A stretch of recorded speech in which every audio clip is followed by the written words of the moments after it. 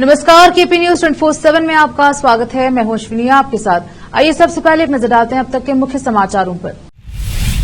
कलबुर्गी के सेडम तालुके के देवनूर गांव में मड़ीवाल समाज के युवक को बिजली का झटका देकर प्रताड़ित करने के खिलाफ मड़ीवाल संघ ने किया विरोध प्रदर्शन। प्रज्वल रेवन्ना मामले में टिप्पणी कर बुरे फंसे कांग्रेस नेता राहुल गांधी, जेडीएस ने उनके खिलाफ शिकायत दर्ज कराई।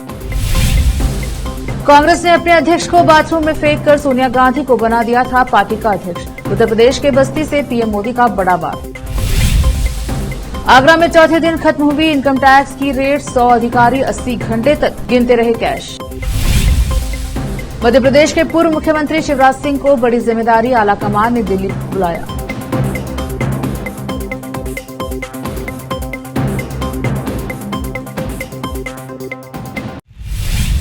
अब समाचार विस्तार से। कलबुर्गी के सेडम तालुके के देवनूर गांव में सेकेंड हैंड कार डीलर और 2 अन्य को निजी अंगों में बिजली का झटका देकर प्रताड़ित करने के आरोप में 7 लोगों को गिरफ्तार किया गया है। पुलिस ने second hand car dealer Arjun Madiwal, Samiruddin और अब्दुल रहमान को प्रताड़ित करने के आरोप में आरोपी इमरान पटेल, मोहम्मद मतीन, रमेश डोडमनी, सागर कोहली और उनके साथियों को गिरफ्तार किया।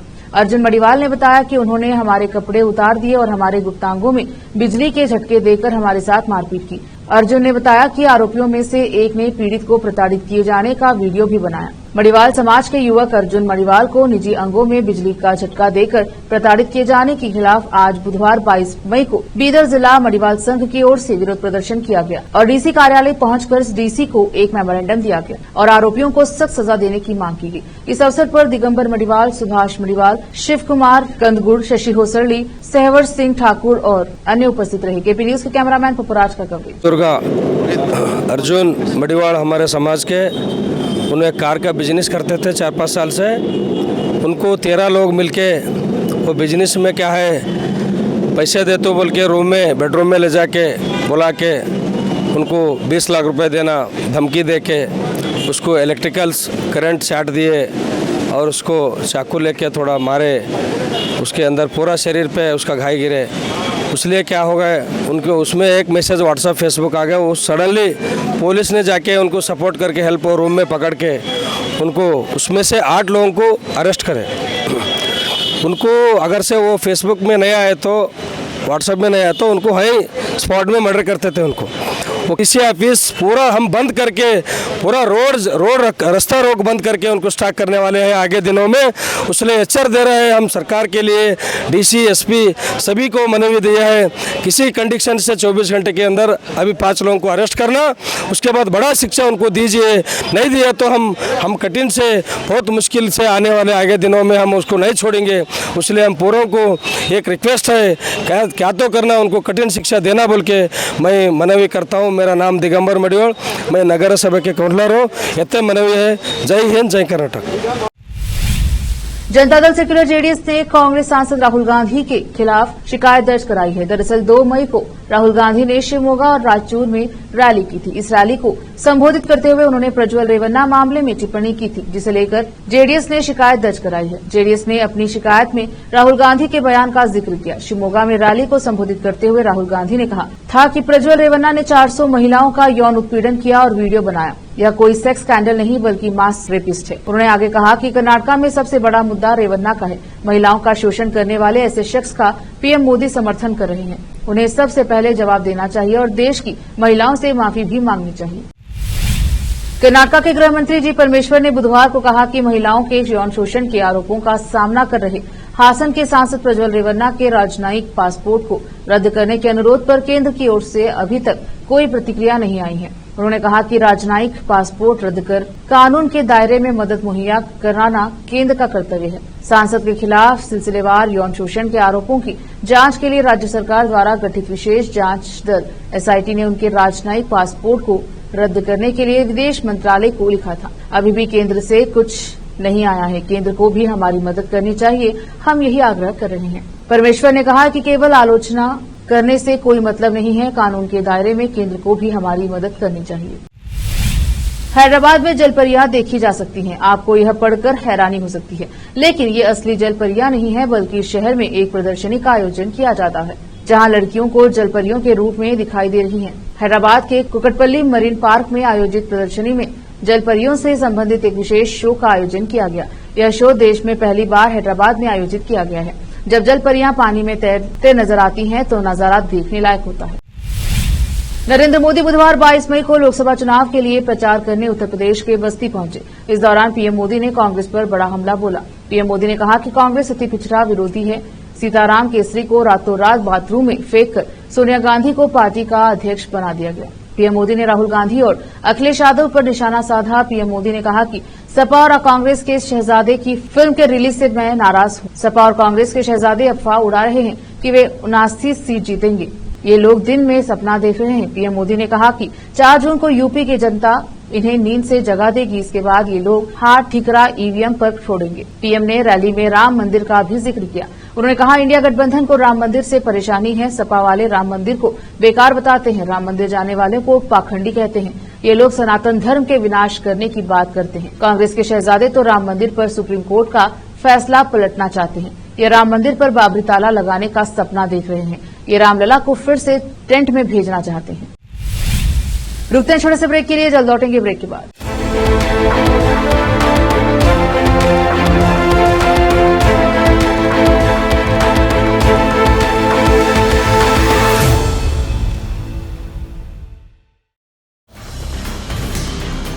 हिंदुस्तान के हर कोने में हम हैं मौजूद। 24 घंटे हालात पर गहरी नजर,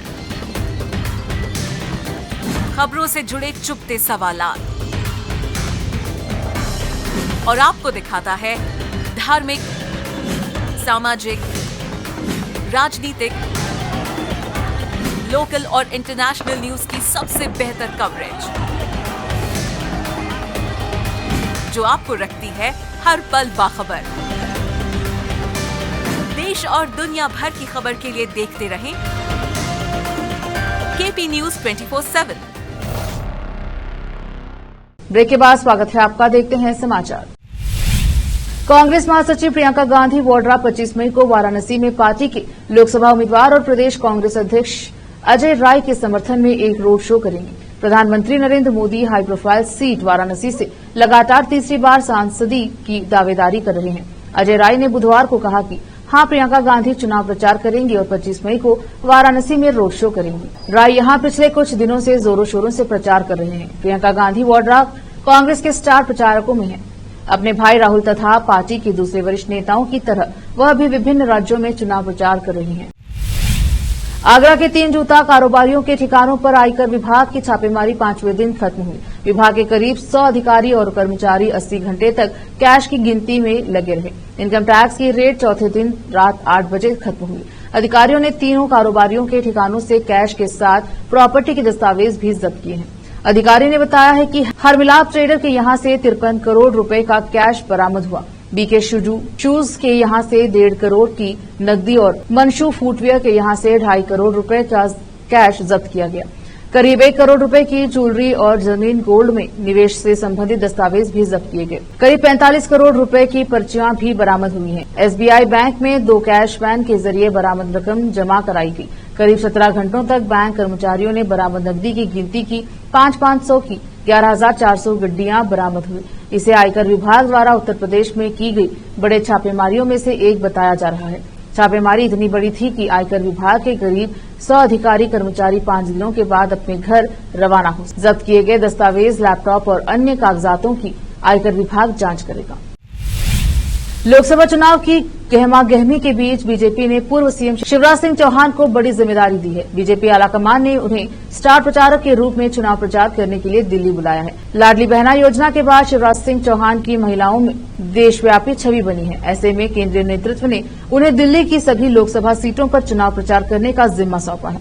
आलाकमान के निर्देश के बाद शिवराज सिंह चौहान इन दिनों दिल्ली में ही है। मंगलवार को उन्होंने बीजेपी उम्मीदवार रामवीर सिंह बिधूड़ी की समर्थन में दक्षिण दिल्ली में चुनावी सभा को संबोधित किया। यहां उन्होंने कांग्रेस पर देश को विभाजित करने का आरोप लगाया। हरियाणा में 10 लोकसभा सीटों पर 25 मई को होने वाले मतदान से पहले माहौल काफी गरमाया हुआ है। रक्षा मंत्री राजनाथ सिंह ने 1975 के इमरजेंसी वाले दौरे को याद करते हुए कांग्रेस पर एक बार फिर से करारा हमला किया। राजनाथ सिंह ने कांग्रेस की आलोचना करते हुए उनको याद दिलाने की कोशिश की कि कैसे पूर्व प्रधानमंत्री इंदिरा गांधी ने इमरजेंसी लगाकर लोकतंत्र का गला घोट दिया था। राजनाथ सिंह का ये बयान कांग्रेस के उस आरोप के बीच आया है जिसमें उन्होंने कहा था कि अगर 2024 के लोकसभा चुनाव के बाद पीएम मोदी की अगुवाई वाली बीजेपी को 400 सीटें मिलती हैं तो लोकतंत्र खतरे में पड़ जाएगा। रक्षा मंत्री राजनाथ सिंह ने हरियाणा के करनाल में एक रैली को संबोधित करते हुए कहा कि वे कहते हैं कि अगर प्रधानमंत्री मोदी को 400 से ज्यादा सीटें मिलती हैं तो इससे देश का लोकतंत्र खतरे में पड़ जाएगा और वह तानाशाह बन जाएंगे। लेकिन इंदिरा गांधी 1975 से पहले जब चुनाव हार गई थी उस समय उनको नैतिकता के आधार पर पीएम पद से इस्तीफा दे देना चाहिए था, लेकिन उन्होंने इमरजेंसी लगाकर लोकतंत्र का गला घोट दिया था। बीजेपी नेता और भारतीय कुश्ती संघ के पूर्व अध्यक्ष ब्रजभूषण शरण सिंह मंगलवार को राउज एवेन्यू कोर्ट में पेश हुए। वे महिला पहलवानों से यौन शोषण के मामले में सुनवाई के दौरान कोर्ट में पेश हुए थे। इस दौरान उनसे सवाल जवाब भी किए गए। इसी बीच जब वे कोर्ट से बाहर निकले तो अपने ही अंदाज में मीडिया के सवालों का जवाब देते हुए नजर आए। उन्होंने पहले कहा था कि आरोप साबित हुए तो फांसी पर लटक जाऊंगा। इसको लेकर मीडिया ने जब उनसे सवाल किया तो उन्होंने कहा कि शाम को आइए फिर फांसी पर लटक जाते हैं। ब्रजभूषण शरण सिंह ने मीडिया के फांसी से जुड़े सवाल पर यह जवाब दिया। फिर उन्होंने कहा कि मजाक चल रहा है क्या। हालांकि इस दौरान उन्होंने अन्य सवालों के भी जवाब दिए। ब्रजभूषण ने आगे कहा कि सभी मेरे ऊपर चार्ज फ्रेम हुआ है, पुलिस ने मेरे ऊपर चार्ज फ्रेम किया है, अब कोर्ट में उन्हें साबित करना है। फिलहाल वक्त एक और छोटे से ब्रेक का, जल्द लौटेंगे ब्रेक के बाद।